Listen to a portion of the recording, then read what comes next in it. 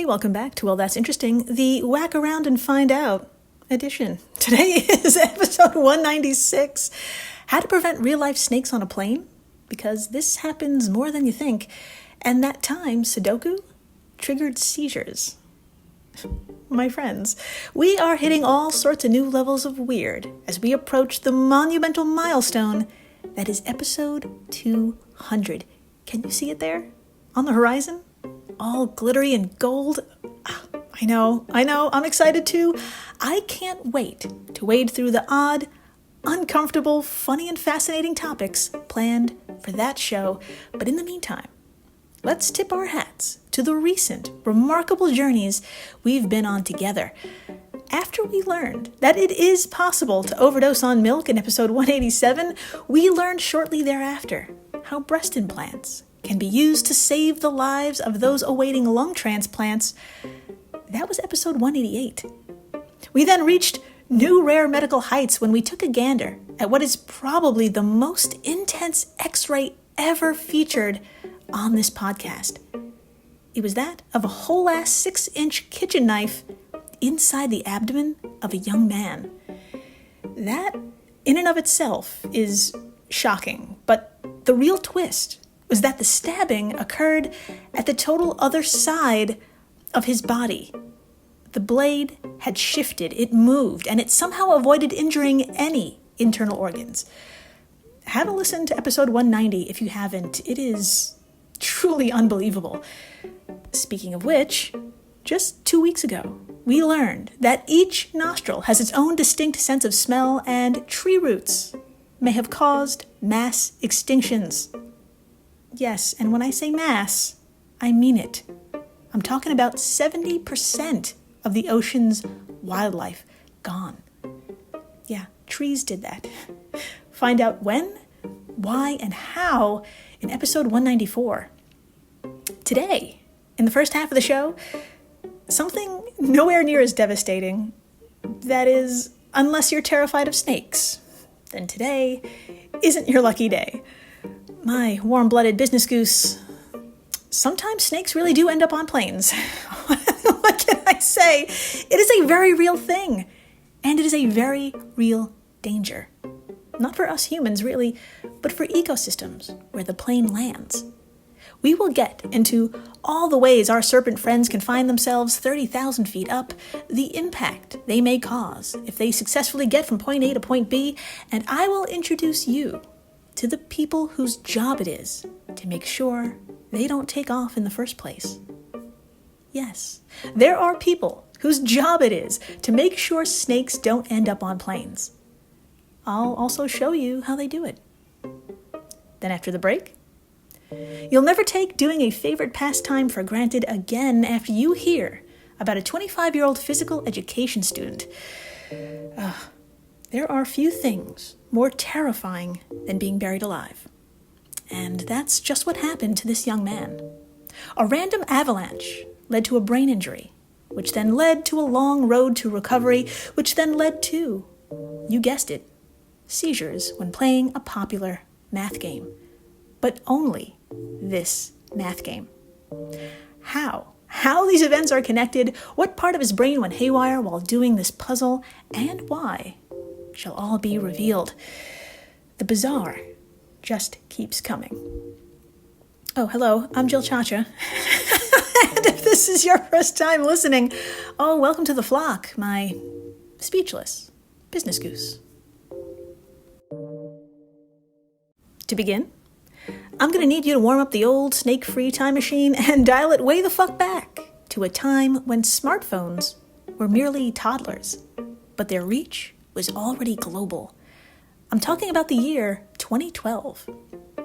Now, if you had to listen to episode 161, not only did you have the goddamn time of your life, you might also recall that we learned 2009 was the year the cell phone matured into the smartphone. Something called the iTunes App Store had launched, and by September of that year, 2 billion applications had been downloaded alone. Humanity entered a new age. As reported by CBS News, in 2011, in just 2 short years, 35% of Americans owned a smartphone, and that number shot up to 46% by 2012, where we find ourselves now. Worldwide, there were an estimated 1.1 billion smartphones in use, which means there's 1.1 billion cameras in the hands of 1.1 billion regular people recording their regular lives. So, when something, even the slightest, out of the ordinary happens, it will absolutely make its way onto some streaming platform. From a friend face-planting to, I don't know, say finding an Egyptian Cobra under your airplane seat. Yeah. Join me, will you, on what should have been a quick 2.5-hour nonstop flight from Cairo to Kuwait via the airline Egypt Air. Our 90-passenger aircraft just so happens to have an extra special guest, one that can grow to more than 9 feet in length, with an average length of about 6.5 feet, and one whose venom has evolved to attack the nervous system, preventing signals from being transmitted to muscles, including those inside the heart. This eventually causes respiratory failure, i.e., your heart stops beating. So, say it with me now. How deadly is it? Well, according to the probably Pulitzer Prize-winning website a-z-animals.com, if bitten, an adult elephant could die within 3 hours. For humans, 15 minutes. And it gets even more impressive when you analyze the potency of a single bite. There's enough venom in there to kill 20 people. That's enough to wipe out 5% of the passengers on this plane. Passengers, by the way, who are screaming. And of course, recording. Somehow, an Egyptian Cobra has made its way into the cabin under the seats of commuters traveling on a Monday. Yes, this happened on a Monday. Quickly, word and screams made it to the pilot, who was able to divert the plane mid-air and make an emergency landing in the Egyptian town of Al-Gardaka, nailed it, by the Red Sea. Thankfully, no one was injured, except, you guessed it, a 48-year-old Jordanian reptile shop owner who, wanting to check on the status of the cobra he smuggled in his carry-on, lost control of the irritated animal when it sliced into his hand. After the plane landed, authorities confiscated the snake and said to the dude, "Hey, you might want some medical assistance." But for reasons only he found rational, he denied the help, telling officers it was, quote, "only a superficial wound," end quote, but a scratch. The drama on board the flight slithered its way onto the internet as soon as passengers were able to connect.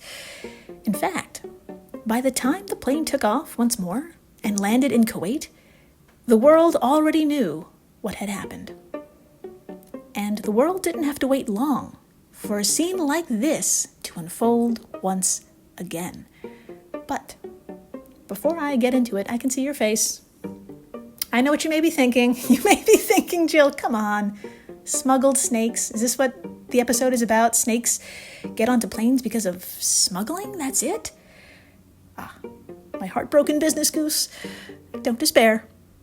I started with the simplest story. Smuggling is just one way they can show up under your seat. I've got 3 more examples that show snakes have found their way onto planes all throughout the era of modern aviation, all on their own. Yeah, this long-kept secret of the airline industry was aired out for all to see, no pun intended, thanks to smartphones. As so wonderfully stated by Cynthia Griffin of grunge.com, quote, "These sneaky, slithering reptiles are so crafty at clamoring on to aircraft cargo that clearing planes of snakes is a multi-million-dollar business, complete with its own line of real-life snake detectives." The Atlantic reports that these snake sleuths are a hidden aspect of aircraft travel that rarely get attention, unless, of course, they fail, and snakes really wind up on a passenger plane. End quote. Well, my friends, put a fangy pin In that multi-million-dollar business and those snake sleuths, we will get to it. Turns out, they are damn important. In the meantime, let's take to the fucking skies, shall we? When just a year later, in 2013, Qantas told Egypt Air to hold my Fosters.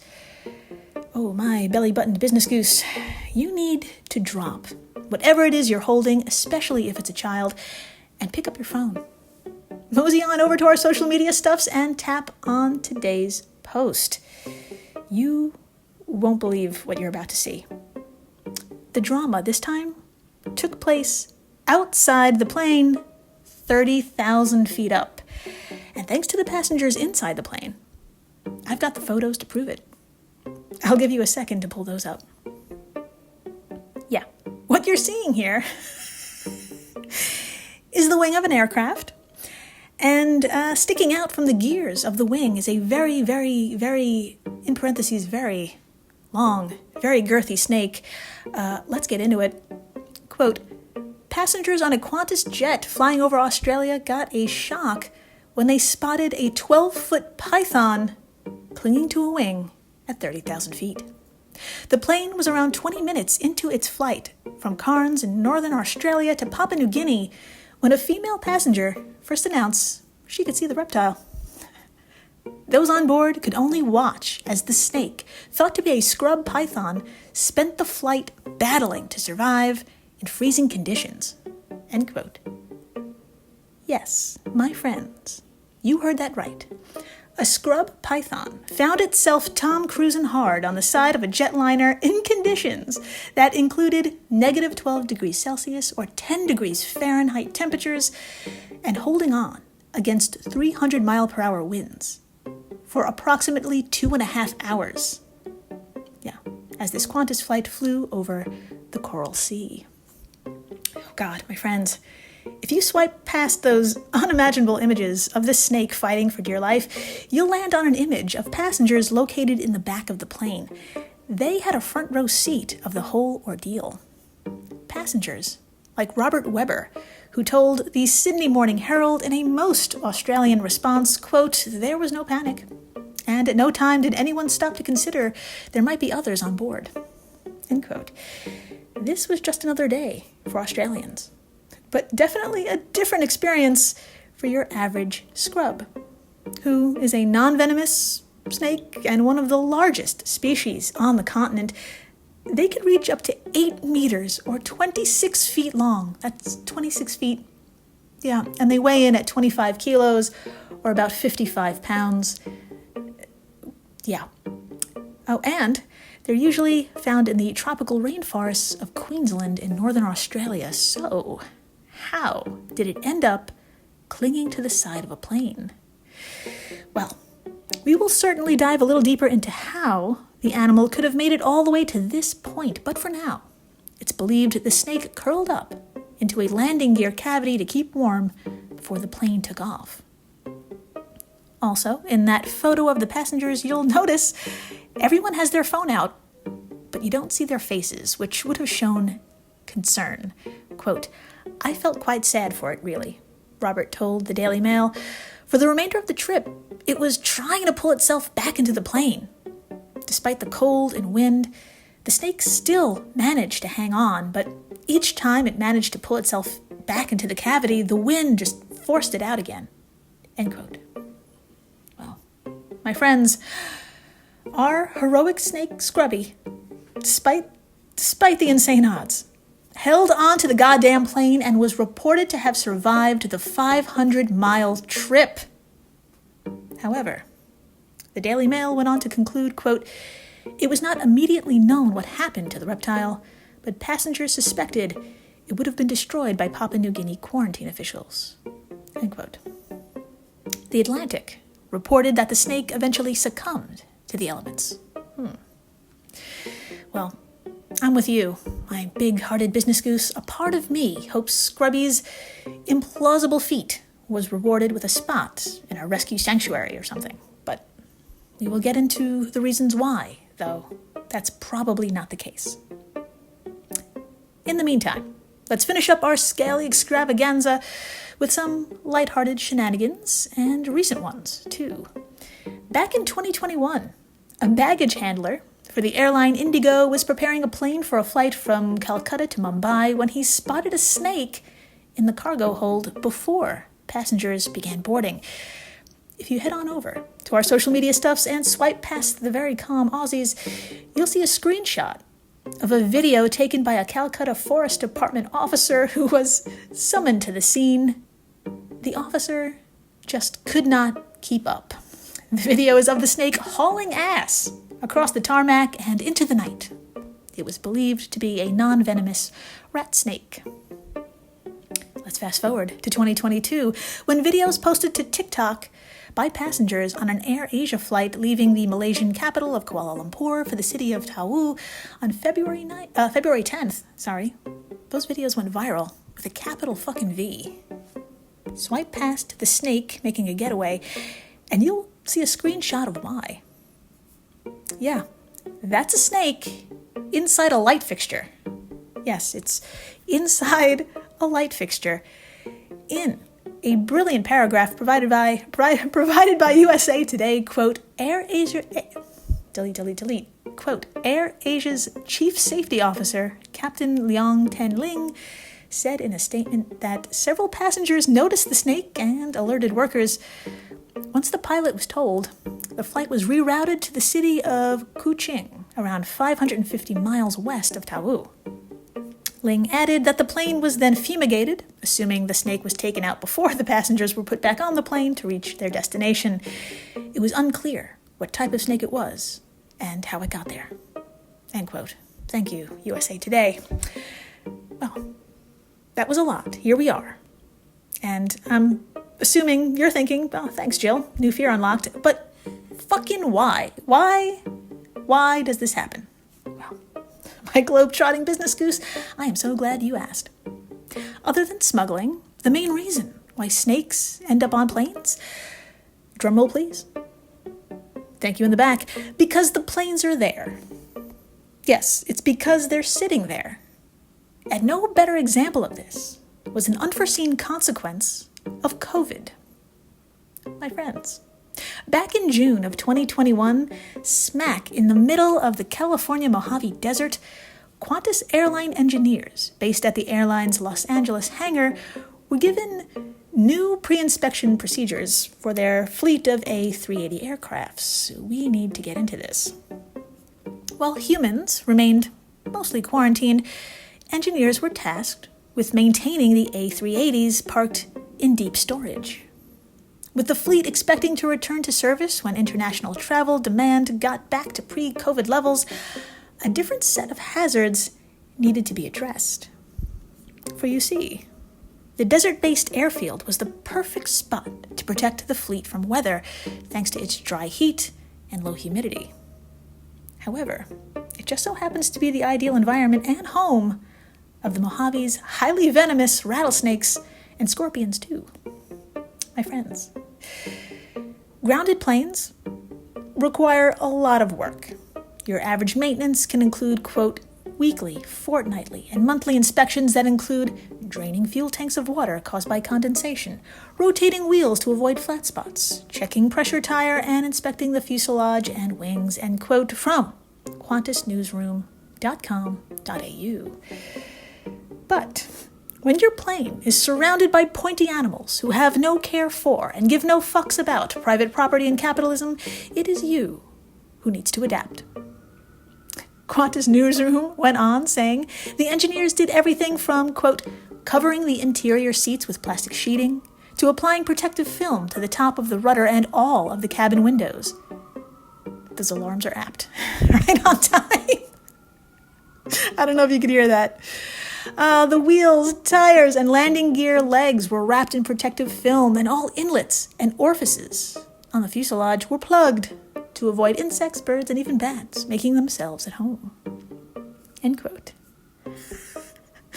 Well, my equipped business goose, let me tell you, sometimes it takes more than just plugs for orifices when it comes to snakes.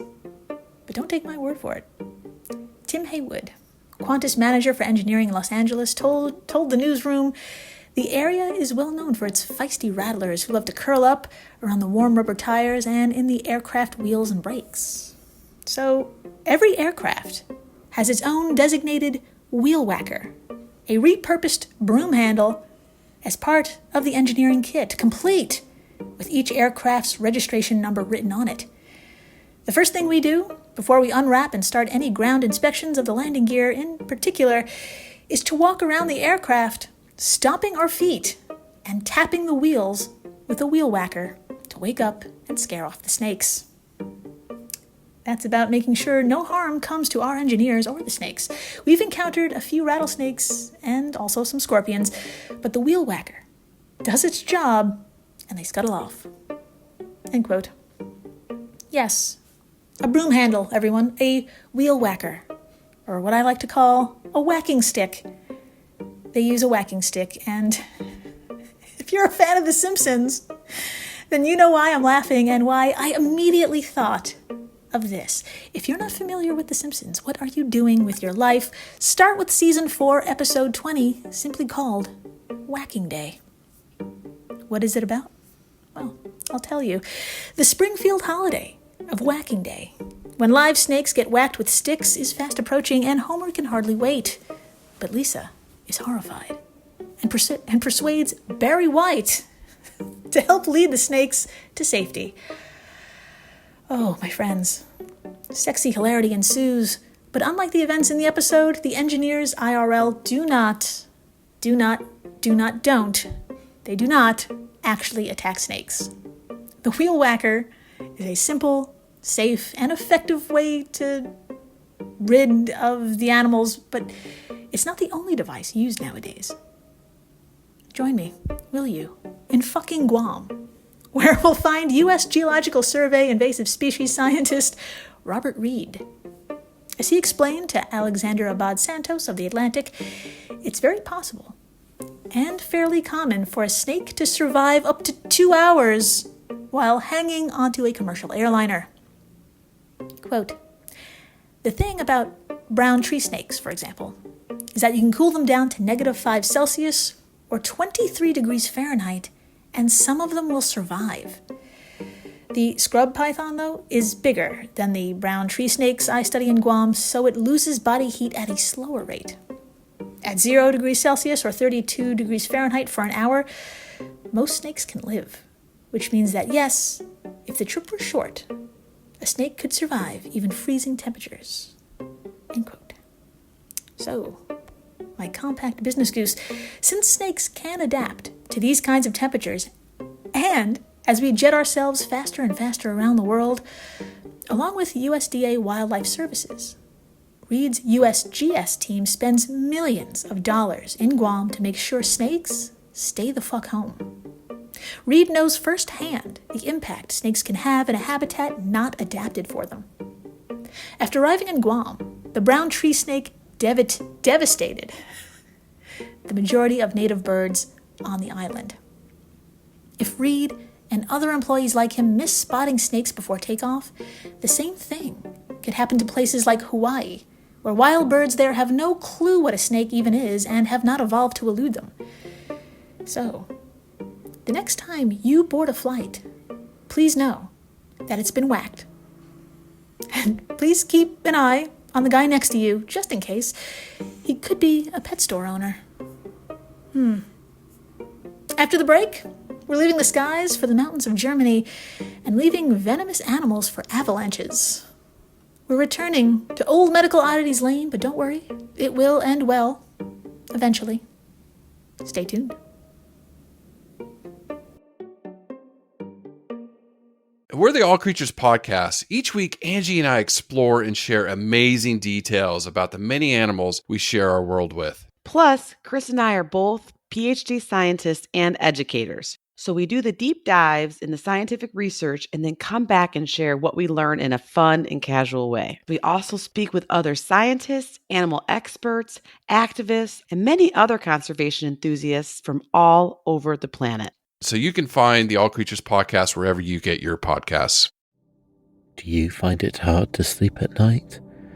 then the Calm Cove podcast can help you sleep deeply all night long. Calm Cove has deeply relaxing meditation music and ambient sounds like ocean waves and crackling fires.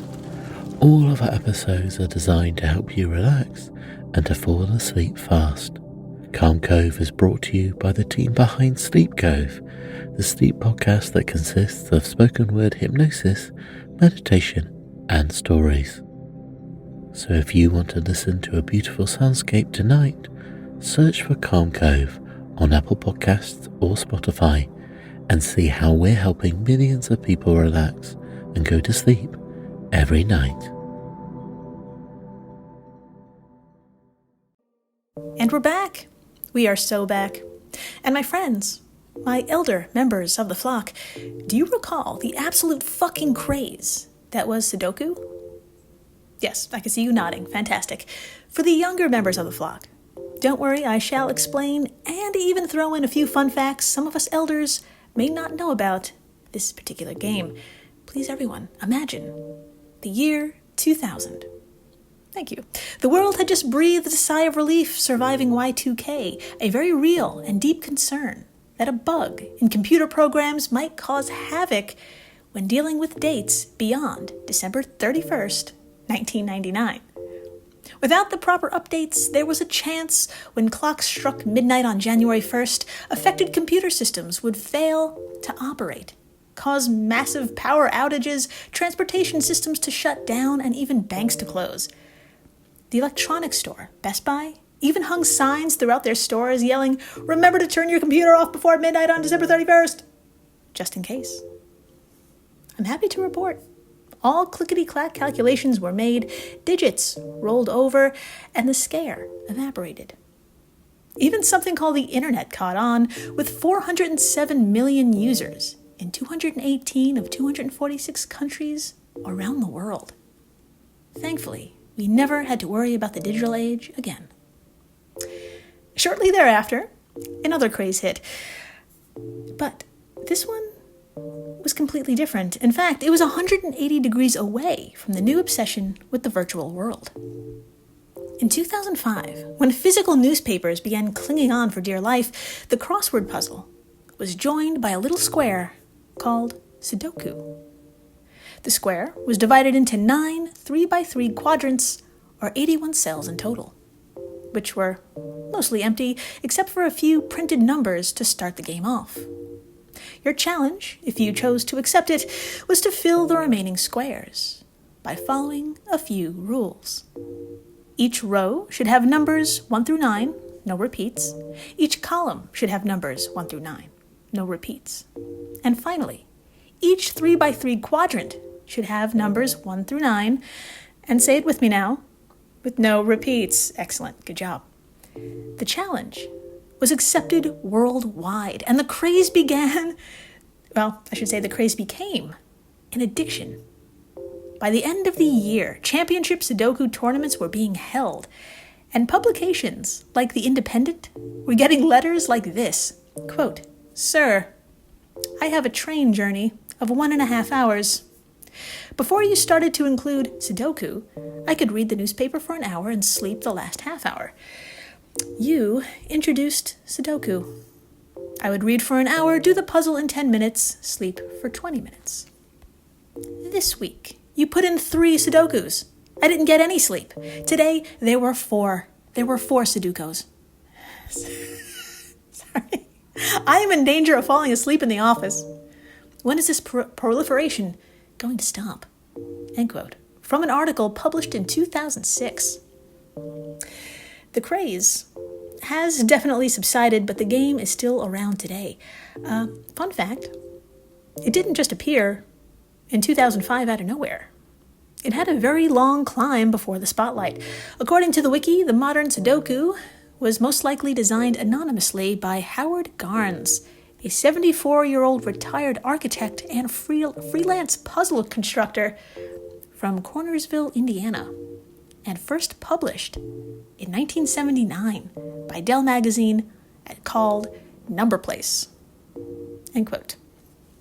So, now that you know too much about Sudoku, join me, will you, for a nice break in the Alps. It's 2008, and we're surrounded by Germans. But don't worry, you can ignore them and focus on the rumbling we're hearing. My advice is to ski as fast as you can. We're about to outpace an avalanche. Well, not everyone is lucky enough to get a heads up from the future. One 25-year-old right-handed physical education student was buried alive. But not all was lost. He happened to be skiing with a friend who, 1, remained unscathed, and 2, was a fucking paramedic. They were separated for about 15 chaotic minutes. They were separated for about 15 chaotic minutes before the friend was able to dig out our student, which meant, though, for 15 minutes, this 25-year-old barely had any oxygen. I'm happy to say he survived, but the road to recovery would be a fucking long one. Let's start with the minor injuries, and by minor, I mean, this really sucks. The man suffered a ruptured spleen and hip fracture. God.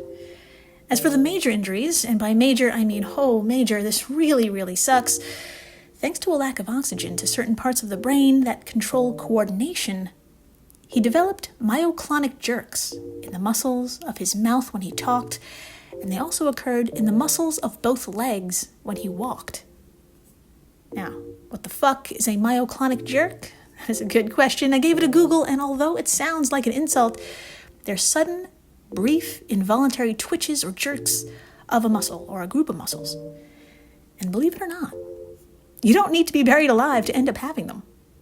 In fact, there's a good chance you've experienced one or two yourself. According to the Mayo Clinic, myoclonic jerks are also called hypnagogic jerks. Okay, let's say that together. Sorry. Hypnagogic jerks. Yes, they're also called sleep starts, sleep twitches, or night starts that occur when someone is falling asleep. They cause people to jump and wake up suddenly. If you ever felt this, and I know I have, then you can imagine how fucking annoying and heartbreaking it must be to feel them every time you spoke or walked. Well, despite the heartbreak, our student didn't give up. A few weeks after the accident, he was moved from the hospital to a rehabilitation facility to continue his recovery and gain control over these fucking jerks. And I'm also happy to say, things were going well. But there was a lot of downtime between the physical therapy appointments. So our student did what a lot of commuters and folks with downtime would do in 2008. Get on the Sudoku train. With a pencil in his right hand, he grabbed a newspaper, settled into his seat, and then, as he started the puzzle, clonic seizures, isolated solely in his left arm, began. Now, what the fuck is a clonic seizure? Well, it's basically a seizure in the traditional sense. I'm talking intense stiffening and jerking of the body, but here, in this instance, our patient was totally conscious, and it was only his left arm that would pulse and jerk about, practically punching the air, and it only occurred when trying to solve a Sudoku puzzle. Yeah, not when reading a book, or writing something down, or doing other calculations, only when doing Sudoku. In fact, as soon as you took the puzzle away, the isolated seizure would stop. Needless to say, this caught the attention of many a doctor, including Dr. Bernard Feddersen, a neurologist at the University of Munich in Germany. Dr. B and the gang needed, wanted, and had to take a gander at this student's brain stat to solve this incredible puzzle. So, inside a functional magnetic resonance imaging machine, or an fMRI, our student went, and what was found, drumroll please, thank you in the back, as the student's brain was scanned while solving a Sudoku, the fMRI found, quote, that the seizures were caused by abnormally high levels of activity in the right central parietal cortex, a part of the brain involved in processing visuospatial information, end quote, from Mo Costandi, of theguardian.com. Well, my friends, that is a fancy-ass way of saying this. Please, raise your hand, just one, and put it on top of your head, the very top. Don't be shy. Great. There is your parietal lobe, which processes and interprets sensory information. Now, damage to the right side can cause visuospatial problems. For example, a patient may have difficulty finding their way around a new or even familiar place in the outside world. So what the fuck does this have to do with a printed puzzle? Well, turns out our students' method of solving Sudoku involved imagining in 3D. And this area of the brain is activated when 3D imagination is used. In an uninjured right central parietal cortex, you have inhibitory fibers which slows down brain signaling and basically prevents you from acting it out.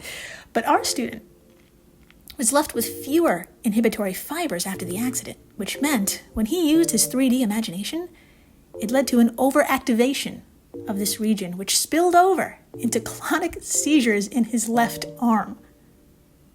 Holy shit, right? Did you get chills?